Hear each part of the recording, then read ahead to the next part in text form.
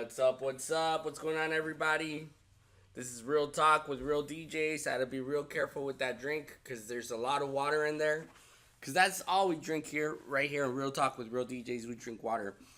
Ladies and gentlemen, I have a very special guest I have to introduce. To all of you today. But before we do that, before we get into our very special guest that's sitting right next to me, we're going to go ahead and do a word from our sponsors. So we're going to say thank you to all of our sponsors today. So let's go ahead and get started with thanking none other than Orbit Event Rentals for allowing us to use their space. If you are looking for tents, if you're looking for canopies, chairs, tables, linens, all the good stuff to throw a really cool party, especially right now on 4th of July that's coming right up, make sure you hit up orbiteventrentals.com. Next up, ladies and gentlemen, if you are rebuilding your home, you're remodeling, you have some projects you want to work on, you want to make it look pretty, you want to make it look top notch, hit up Montlake Construction, montlakeconstruction.com. They will take care of you. They're really, really good at what they do. They are perfectionists at their craft, so hit up montlakeconstruction.com. Last but not least, ladies and gentlemen, a huge, huge thank you to the Empress LA. That's the empressla.com. If you are looking for fillers, if you're looking for hair restoration, if you're looking for tattoo removals, weight loss treatments, all that good stuff, head on over to the empressla.com. She's really on point and making sure that you are healthy and that you are looking beautiful. That's the empressla.com. Once again, thank you to our sponsors. Let's go ahead and get started. Ladies and gentlemen, up next, right here on the Real Talk with Real DJs, we have a very, very special guest, and it is my honor to introduce him. He is coming all the way from Los Angeles, California. He was born into cumbia. He was born into Mexican ballads. He comes from a banda-loving family, and he was raised with the influences of rap, hip-hop, reggaeton, all the 90s, all the 2000s, all that good music. And he also emerged into the scene of emo punk and alternative rock. And now he is shining in the world of electronic dance music. So, it is my pleasure to introduce SXLA, who always has his decks loaded, and he's ready to captivate the crowd with his strategic selection of tracks as well as his careful yet intricate execution of transitions from one song to the next. SXLA took a very different route after getting his bachelor's degree in film cinematography at St. John's University in Minnesota all the way back in 2018. And he decided to go all in on producing during COVID. So he brought all of this energy to many house parties and bar nights throughout his 4 years in Minnesota, and he opened up for the likes of Lupe Fiasco, Echo Smith, and it was clear that SXLA had to engage in production and bring all of that talent back with him to Los Angeles and create a name for himself. So it is my honor, it is my pleasure to introduce to you SXLA. Thank you for having me. Hey, let's go, man. Thank you for being here. I really appreciate you taking the time. No, not at all. Yeah, man. Thank you. I've had the privilege of listening to you several times. You know, drop some sets and drop some of your music, and I think you're a very talented dude. And yeah, I'm glad you're here. Thank you so much. Thank you so much for having me. Absolutely, man. So let's go ahead and get started. So as you know, Real Talk with Real DJs is just, it's a podcast where we ask you questions and you kind of get to share your journey with your followers, with the people out there, some new followers. That's right. Basically, we want to know everything about you. So where did it all start for you? For DJing wise or for music background? Okay. Yeah, everything. Damn. Well, for starters, I was growing up, I listened to a lot of hip hop and R&B with my sisters. Okay. They were listening to Tupac, the likes of Tupac, Snoop Dogg, Nelly, Dr. Dre, just many artists of that era. And you can move that out of the way, bro. I'm so sorry. The mic, you just push it out of the way. I apologize. No. And I kind of just I kind of just like flourished from there. And then later on, I found myself fascinated by pianos. Okay. And then that's when my mom and dad bought me like a little toy, not a toy piano, but um, it was like a small like gifted like battery powered piano. Um, and later on, they bought me a bigger Yamaha electric piano size. So you play the piano. I play piano. That's cool. But I think the downside to that was that they put me in lessons where I kind of ended up getting a little bit more advanced than the instructors. So even the instructors didn't know what to teach me after that. Okay. I'm assuming they didn't really know much about like scales and because what they were showing me were chords, not the whole music theory of learning your scales. What different types of scales are there aside from major and minor? And it was just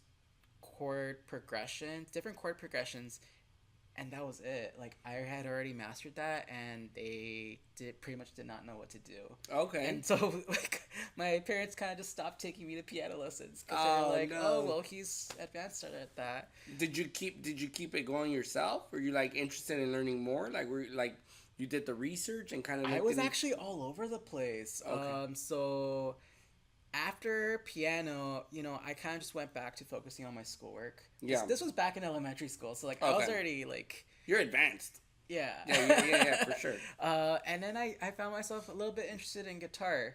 Okay. So then, and this was all thanks to all the emo punk and alternative rock I was listening to after learning piano. Favorite band? Ooh. Yeah. My first band Drop a name. ever was Green Day. Oh, let's go. Okay. Did you go to Coachella? I did not go to Coachella, but I did see the live You saw the live streams. Yeah. They did amazing. Yes. Yeah. I like their setup. No, actually, my first Green Day concert ever was for a New Year's Eve recording back in 2009, going into 2010. Whoa.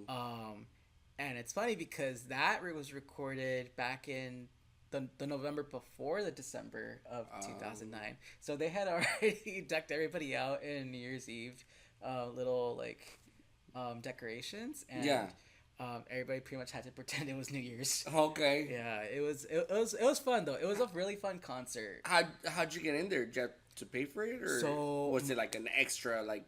So one of my sister's coworkers, she is married to one of the cinematographers that was in charge for it was one of the late night shows that are shown on Last Call with Carson Daly, I believe was the name of I wouldn't know of the talk show, but yeah, so like the night show. Yes, one of the night show. It was hosted by Carson Daly, that's for sure. Yeah. I just don't know. MTV. I believe so. Yes. Okay. And then so she's married to him, and then through her, she was able to score some like tickets for me and my sisters to get in to go see Green Day. This is your family member? Who scored the tickets? Yes, my sister. Your sister. Oh, your sister. Your sister scored. Because she's married. No. Her coworker is married. Coworker. Oh, yeah. It was through a friend of a friend. Yes. I see. Okay. That's cool, man. That's super cool. Yeah, the connections, right? Just having the right connections. It's all about connections, yeah. Absolutely. At first, they didn't want to let me in because I guess I looked too underage. Even though it was all ages, but I don't know. How old were you when you went? I was 13 when I went. I could see that. But we were told it was all ages. It was still all ages, yeah. How old was your sister at the time? Mid-20s, I want to say. Mid-20s. Yeah. Okay, because she was already working. Mm-hmm. So your siblings, are you the youngest? I'm the youngest. You're the youngest. Yeah. Okay. So you're the baby. I'm the baby. They treat you like a prince, I bet. Okay, for sure. Cool, man. Okay, so you went to the concert, and how was that experience for you? Was that Was that you said that was your first concert? First rock and first Green Day concert. That's dope, ever. man. Yeah.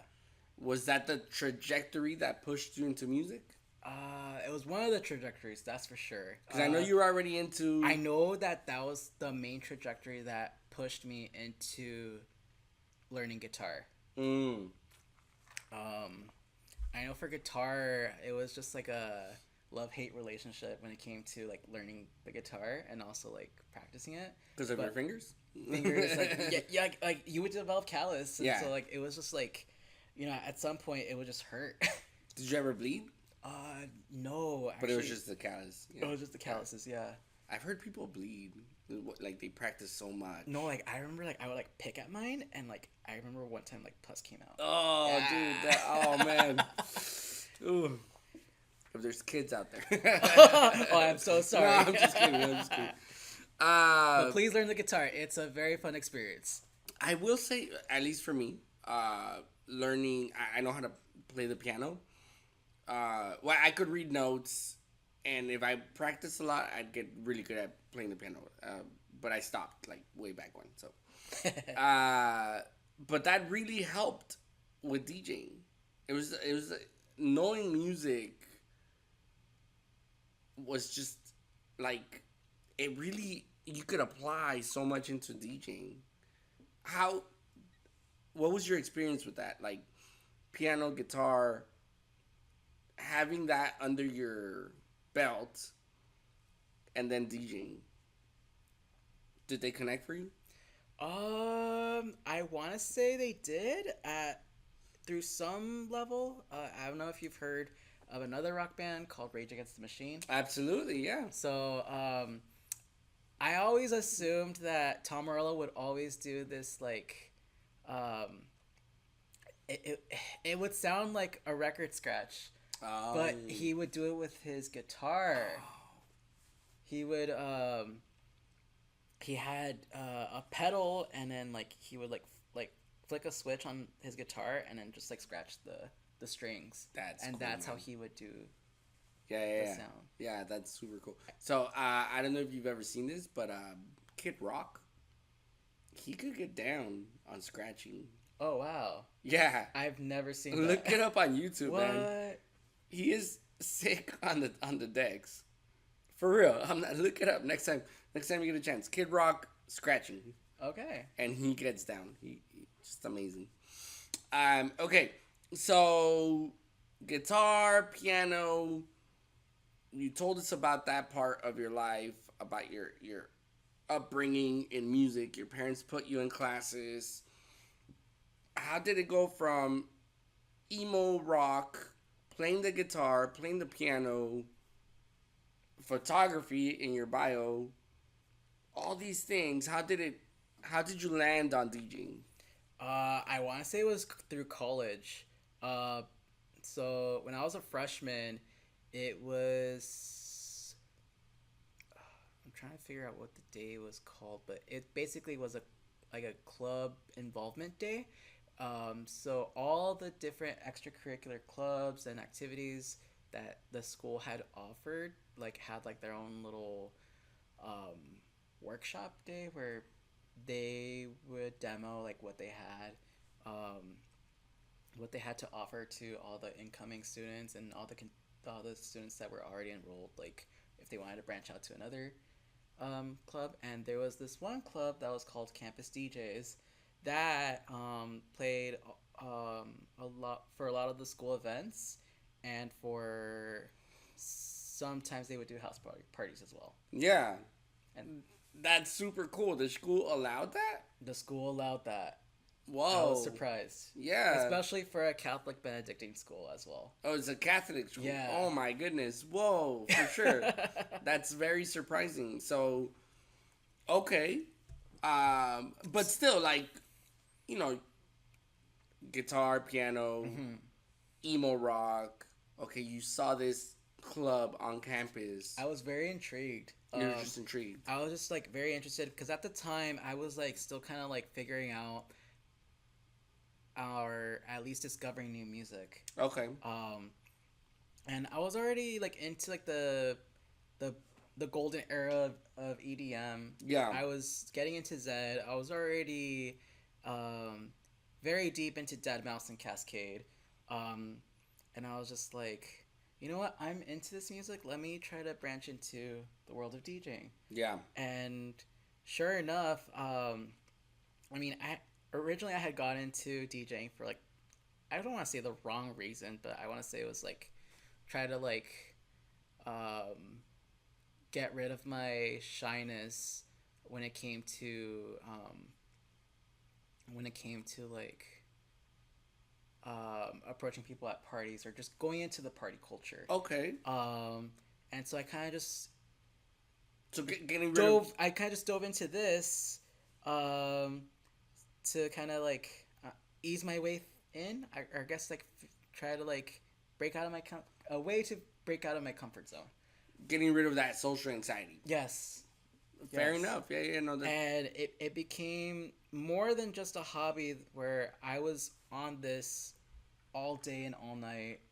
I mean, of course, I wouldn't skip my classes or like my homework or anything. That always came first. But then, like after that, it was just this. Yeah. Yeah. Do you feel that your bachelor's degree helps you in any way with this? Because you have a bachelor's in photography. Film cinematography. Actually. Film and cinematography. Yeah. Sorry.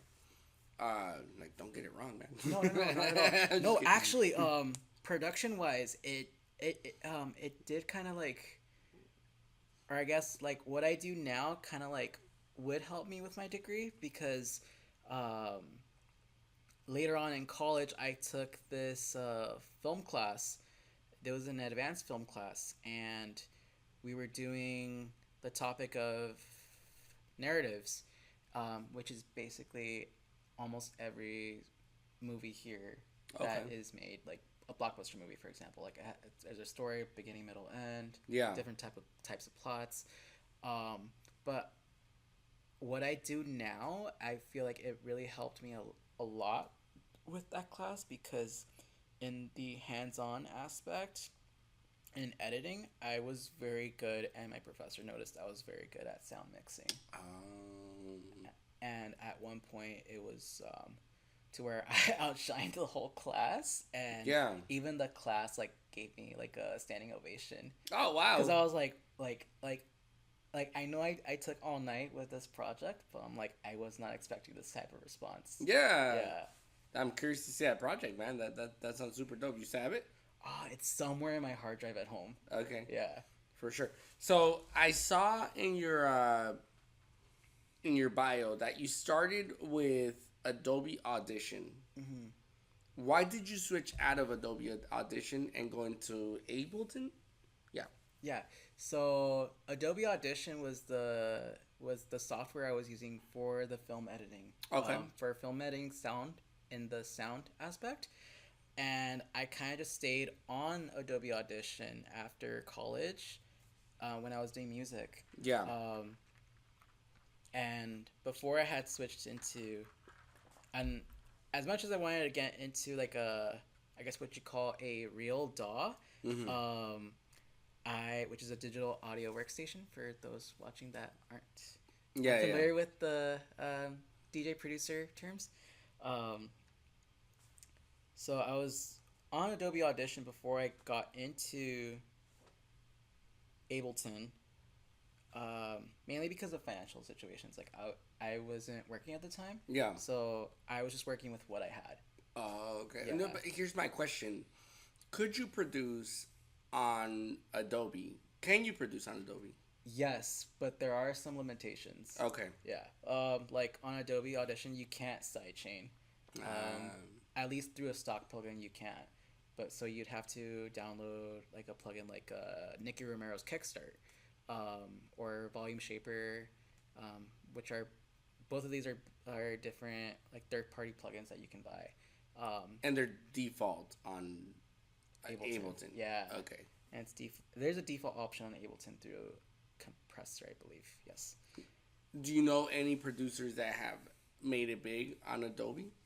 Actually, I know of quite a few that have started through Adobe. Actually, they've started through GarageBand too. I've heard that. Yes. Yeah. I've heard that. I don't know if you're familiar with Luca Lush. No. No. So before he got into doing EDM as well, he was part of a rock band, and they also use Adobe Audition to record their to do other stuff. Yeah. That's cool, man. And That's then I don't know if you've heard of a track producer named Crane. Yeah. Yeah. Of course. So he did some of his best work on GarageBand. Whoa. Yeah. I think I've heard. I'm not 100% sure. Don't quote me on this, but I think Mustard started on GarageBand. I believe that's true. Yeah. Yeah, I've heard something along those lines. Yeah. Yeah. Cool, man. So you've been at it, for some years now. What do you feel is, I don't know, the biggest thing you've done in since 2019 till now? What's the biggest show, biggest song? What's the thing that you're like, at least at this point right now, you're like, I'm the most proud of this? Not to brag, but one of my songs, before I got taken down, unfortunately, actually got picked up by a variety of designer brands. Okay.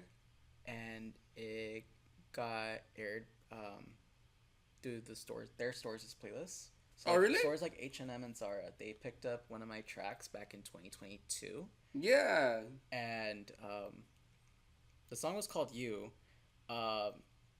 And that song, I don't want to say it changed my life, but it was one of my breakout songs of my career. Let's go. Yeah. That's cool, man. But it's unfortunate, though, because it had gotten taken down. The label that it was signed to, their label manager reached out to not only me, but a lot of the other people on the label, telling us that someone went into the label account and took everything down. Oh, for real? Like that? Like they hacked it? Like they hacked it. Whoa. And what? He had gotten a hold of Spotify, but to this day, there still has not been any. It's not back. Yeah. Man, that's insane. And like, for example, this is just for everybody out there. In that, you said it changed your life. Did you get paid for it? Like, were you making money on it?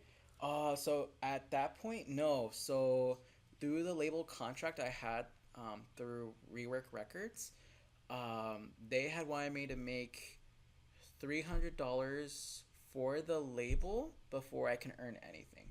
Yeah. So when you're signing to labels, sometimes they'll have like different clauses for you to fulfill before you can earn yourself anything. And so one of my clauses was you have to earn $300 through us first before you can get anything for yourself. That makes sense. Yeah. So like the label has to make $300 first, and then whatever afterwards you start making money on it. Okay, yeah, for sure.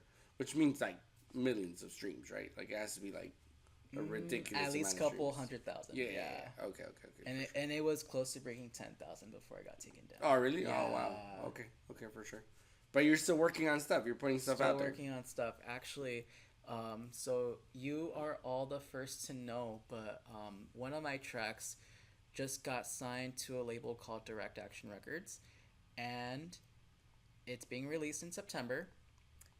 I can't say too much, but some of the likes that have had their eyes on the label, some of them include MK, Richie Hawtin, Medusa, and Chris Lake. This is big stuff, man. Chris Lake is one of my favorite artists. Mine too. Yeah. Mine too. And I'm excited. Dope, man. Dope. Yeah. Okay. So you have a song that's getting picked up. Actually, it's signed already. It's signed already. It's signed. Everything's ready to go. We're just waiting till September. Congratulations, man. Thank you. Heck yeah. It's big stuff, man. Congratulations. Thank you. Heck yeah. Okay, so what does that mean? What is that going to do for your DJ career? Like what do you anticipate from that? Well, for starters, I know that for it's basically another label under my belt, I guess I would say. Okay. Um, so it's when people look at your name, they're gonna say, okay, um, like aside from you owning some of your catalog, who who can who can basically speak for you? Yeah. Yeah. So like, so labels are a way of like telling people like, okay, um, but who like it's more like who can Represent you. represent, yeah, Like who could vouch for you. There we go. vouch for you. Yeah, yeah. Yeah. Okay, fair enough. Like so, it's like you kind of collect labels. Like as a producer, you're like, oh, if this label picks me up, or if this label picks me up, they're putting my name out there to bigger people, or just to like. That's one of the Yeah. one of the benefits. For One sure. of the benefits. Okay, Yeah. for sure. Do you think it's important to have a label, or do you think it's more productive to kind of just run it yourself? It's a little of both. I'm gonna be honest. Labels are gonna want to see that you know how to run it yourself. They want to see how many streams you have that could potentially be beneficial for their label before they can try to sign you. So Okay. it's kind of important to run it yourself while at the same time getting picked up. Yeah, fair enough. Yeah. Okay, for sure. And I think that goes along the lines with booking management, right? Like they want to see you could bring people. They want to see you could bring talent. They want to see what you're doing. Yeah. No, is Sixla making things happen for himself? If so, I'm just gonna give him that push because my label has clout. So my label is going to grab Sixla and just help him expand what he's already doing. They're not going to do it for you, Yeah, they're not. right? You're the one you're the artist. You have to create the content, you have to push the content, and you have to make it happen for yourself before a label steps in and says, okay, I'll help you. Exactly. Right? Is that Yes. fair? Yeah. Okay. For Yeah. sure. Okay. Let's see. Do you have any big shows coming up? I actually do have a show coming up July 25th. July in El 25th? Monte. Okay. Yes. What's that show? Where can people find you? Like, what's the information for the show? The flyer is I believe it's somewhere in my phone, but I know it's at the Fusion Bar and Kitchen in El Monte. Headlining, we got Don Dirty and some of my other homies and yours truly. Super dope, man. So that's a show you have coming up.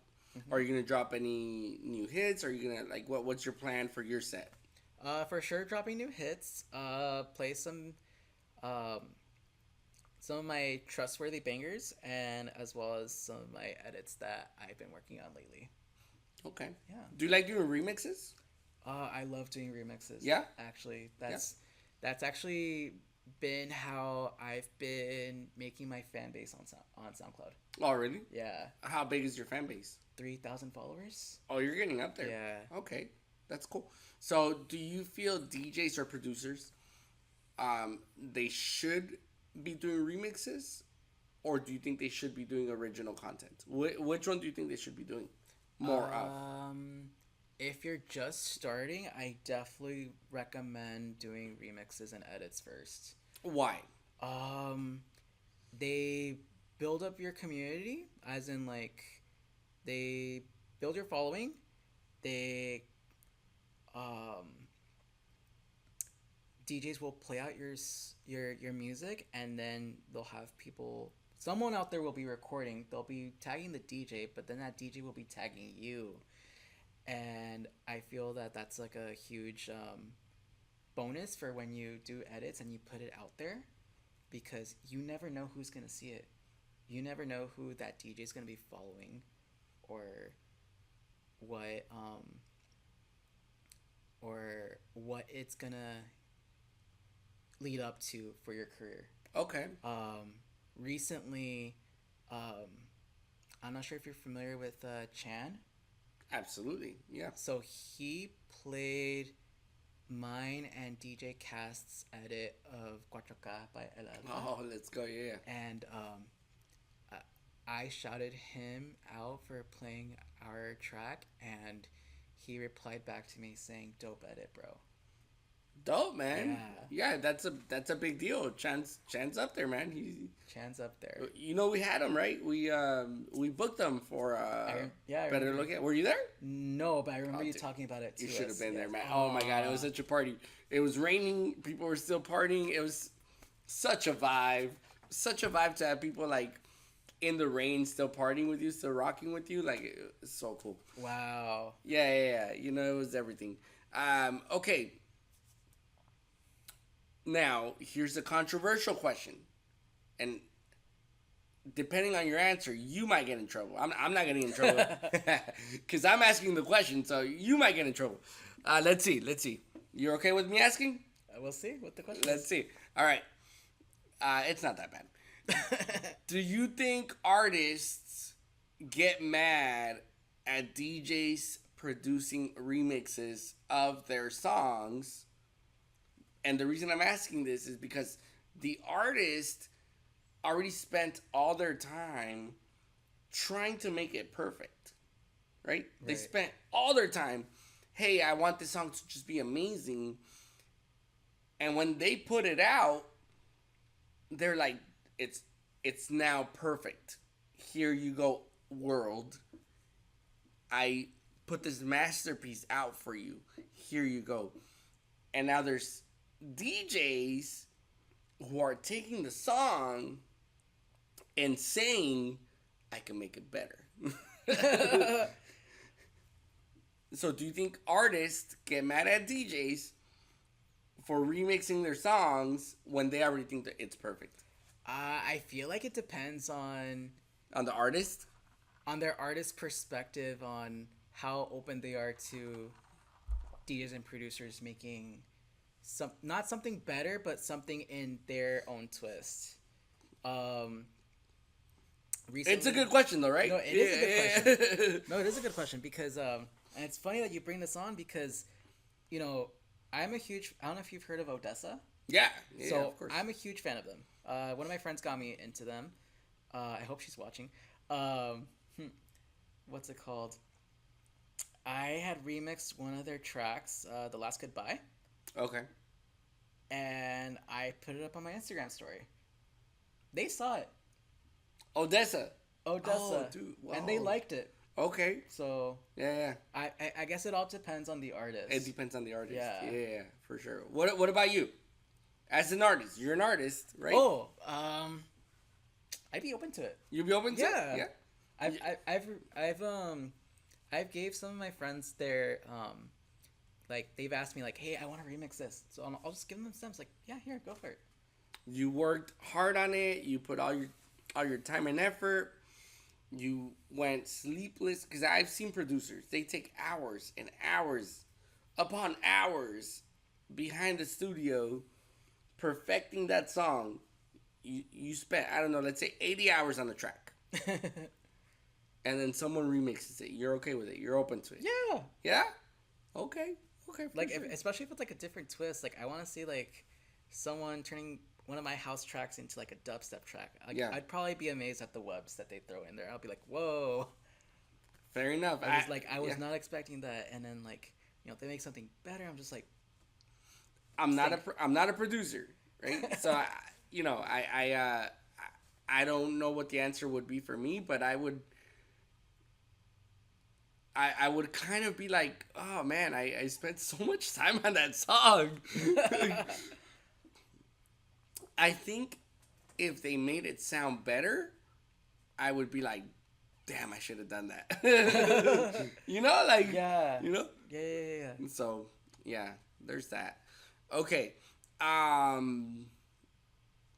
So, tell me something. What do you prefer? Do you prefer um when you're DJing? Do you prefer for people to listen to your original tracks, or do you prefer like people to listen to like you know already made songs, right? Commercial songs. Like, what do you think is better for an audience? Like, hey, you came to watch Sixla, so I'm gonna play all of Sixla music, or I'm gonna throw a little bit of everything. What do you think is better? Mm, well, lately I've been playing music where it's just all me. Really? Yeah, lately. Before, like, in terms of last year and before, I was just playing other people's music, and sometimes I would throw like my own stuff in there. But recently, I found myself just playing just my stuff. Okay. Yeah. The reason I ask that is I think it's a very important question for producers, specifically for producers. Like, if you go to a Green Day concert, right? You're gonna want Green Day to play Green Day songs, Right. right? And if Green Day starts singing, I don't know, like Mana songs, you're gonna be like, dude, I paid for this concert and I want to listen to Green Day songs. Do you think it transfers over to producers? Like, hey, I want to listen to Sixla. I don't want to listen to, Tiesto. I don't want to listen to Calvin Harris. I want to listen to Sixla. Do you think that's how it goes? I feel like it all depends on that band. Like, are they gonna play this cover? But it's like you don't even know if they've been, you know, doing a cover of that track that you didn't know that you were gonna be listening to on that day. And it also, I feel like it also depends on the audience because it's like, hey, geographically, are they all fans of this band and this song? Yeah, that matters. Yeah. Like Coldplay. Because I know in San Francisco, this is just word of mouth, but I heard that they pledge allegiance to Green Day. Oh, really? Oh, whoa, whoa. Oh, man, that's daring. I know Coldplay in Mexico City did a cover of Mana. I saw that. They did a good job, man. Yeah. They did a good job. And I think on another concert they did a cover of Jaguares. I think. I'm gonna look into it. But Oh, okay. I think yeah. But they did a good job, and I was just like, okay, they're kind of taking the. No, that's not true. It was in Anitos Verdes in Argentina. Oh, Yeah. wow. Okay. Yeah. Once again, I'll research that. Yeah. But they took the culture and they're like, okay, we're gonna play a little something for the culture. So I could see that. I could see that. Yeah. But for the most part, I think like if someone's paying for tickets, you kind of just want to see that person, right? That's right. Yes. Yeah. But then in DJing, it changes too because in DJing, not that you don't have enough music, but DJing is about being open format. It is about like That's right. catering to the crowd. DJing is all about like the vibes, right? It's always been open format. Yeah, I feel like- yeah, right. Like even at EDC, like you see Fisher playing songs that are not his, Mhm. right? Like or Chris Lake. We were just talking about Chris Lake. Yeah. He's playing stuff that's not his. It's and it's fine. Like because it's about the vibes. That's right. Like, do these producers have the same sound tastes as I do? Right, Yeah. right, for sure. Okay, so earlier, behind the scenes, you were talking to me about a duo that you're a part of. Oh yes, Just Cuz with DJ Cast. Big shout out DJ Cast. Shout out DJ Cast. How's that going? It's going really good. Recently we had 2 tracks. We're still in talks with both those labels and for those tracks. But I know for one of them that's based in Brazil. Wait, Brazil? Really? They are based in Brazil. Bro, that's so cool, man. They picked up one of our tracks and they said, hey, we like to sign this. And I was looking at their label terms, and all their I guess you would call them references. Yeah. They have ties to big name DJs like Mochak and Beltran. Oh. So it was very huge to me, and then I shared that with him, and he was just also in shock and awe. That's super dope. And that's the beauty about producing, man. You never know who's going to look at you. Exactly. Right? And it's worldwide, and especially with the internet now, like, it's so easy to, like, hey, let me send you this track, check it out, sign me. You know? So, yeah, no, I think that's super cool, man. And so it's called Just Cuz. Just Cuz. JSTCUZ. This is probably going to be a stupid question, but why did you name it that? And if you say Just Cuz, dude. I'm sure that would be the abridged answer. But actually, it was a duo project where I wasn't even involved at first. So Cass had actually did this project with another producer, but he had to leave the group because of personal issues. And so that's when Cass had asked me, like, hey, do you want to join me on this project? And so I was like, yeah, I'm down. Okay. Yeah. Cool, man. And a new era of Just Cuz was born, and it's been going strong for 6 years. 6 years? Yeah. Whoa, that's cool, man. Yeah. It's kind of, I feel like nowadays, like, producers are getting together and forming, like, producer bands. And I've seen it here in our own studio, where 3 or 4 producers are in the room, they're in the studio just getting down. And dude, that's so cool. It's like, it's a band. Yeah. It's a band. Basically. But it's just a bunch of producers, and, oh, you should put this up, or you should do this, or you should, like, it's cool, man. That's super cool. All right, so I got some interesting questions for you. Ooh. This is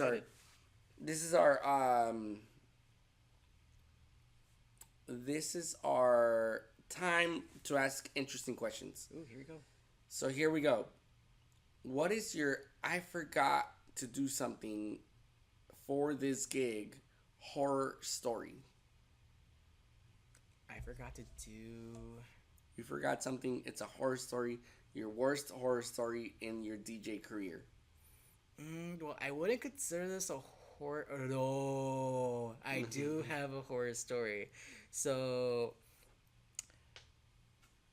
Cass and I got picked up to do a DJ gig for a dispensary, and I was on my way to the site, and I was under the assumption that he was bringing his controller to...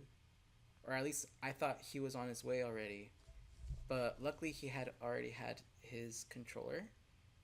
And I was going in with no controller, just my headphones. But luckily I did have my laptop. And when I got there, I found out that there was a aux cable that I could just plug into my computer and just DJ from my computer. Okay. But yeah, that was like a little horror story I had. Like, I had forgotten my controller at home because I was under the assumption that Cass was already there, and he was not there yet. You were on. I was on, and I was struggling because the speaker, it was a crappy speaker.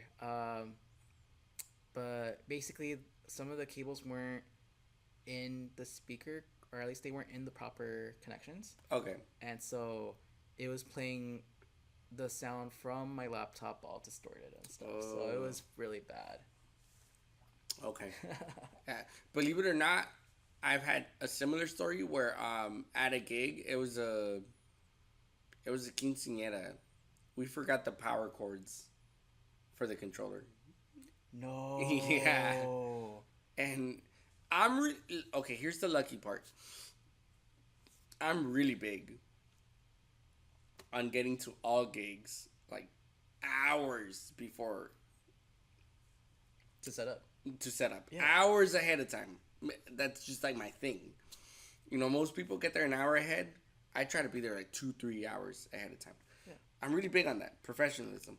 So when we got there, we like the power cord wasn't there, so luckily we were just able to drive back and get it. But I was freaking out, man. I was freaking out. Like we forgot the power cord for the controller. No. yeah, for sure. So was it at least USB powered through the computer? No. This was back then, bro. This was CDJs. Oh, damn. Yeah, I've been DJing for 18 years. Not forgetting the power cord still on CDJs. It was crazy. Damn. Okay, so here we go. I'm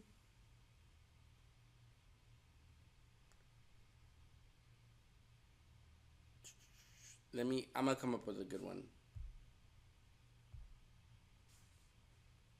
Oh, this is one I asked you earlier. Actually, I didn't. I wanted to ask you, but here we go. Funny questions, right? Would you rather do a 10-hour set with no bathroom breaks, 10-hour set, no bathroom breaks, or no drinks? No bathroom breaks. Oh man, you would take the. I've actually done an all-night set. Really? Yeah. So back in college, there was this event called Up Till Dawn by St. Jude, and they would have us DJ basically all night. Jeez. And like I took no bathroom breaks, but they offered me a lot of Red Bull and a lot of Monster, a lot of Kickstart. Yeah. You just held it in? I held it in, surprisingly. That's crazy, man. Yeah. That's crazy. I wouldn't be able to do that. Okay, for sure. Let's see. What's another one?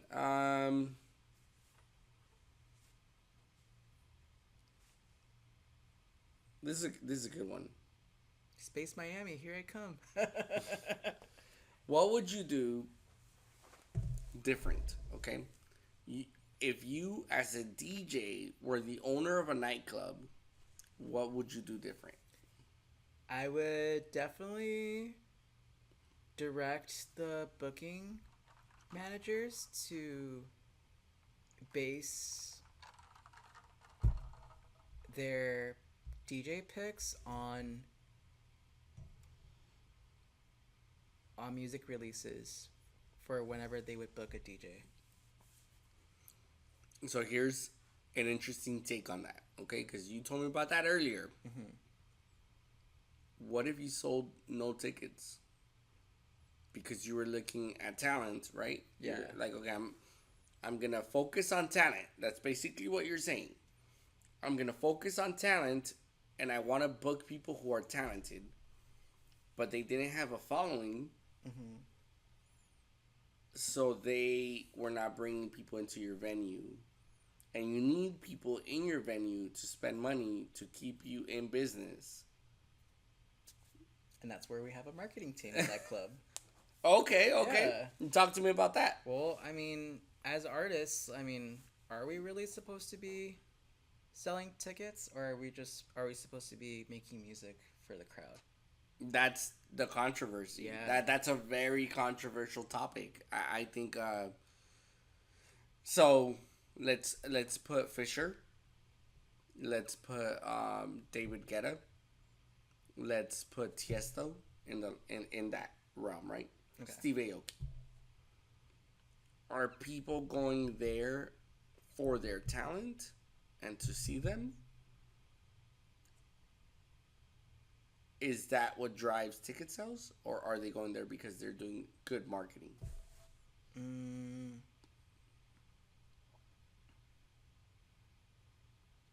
I feel like it's a mix of both marketing. It's a mix of both. That's exactly. So that's where I think DJs and producers have to do both. I don't think it's a. Like, if you ran that club and you're like, oh, I'm going to do all the marketing and I'm going to have a good marketing team to promote the event, right? But if your DJ is super talented, but he's not putting any content out, I feel like you're shooting yourself in the head. You're kind of messing it up for yourself, because it's like people are going to go look. Right. right? Like, okay, this club did a great job at marketing this DJ.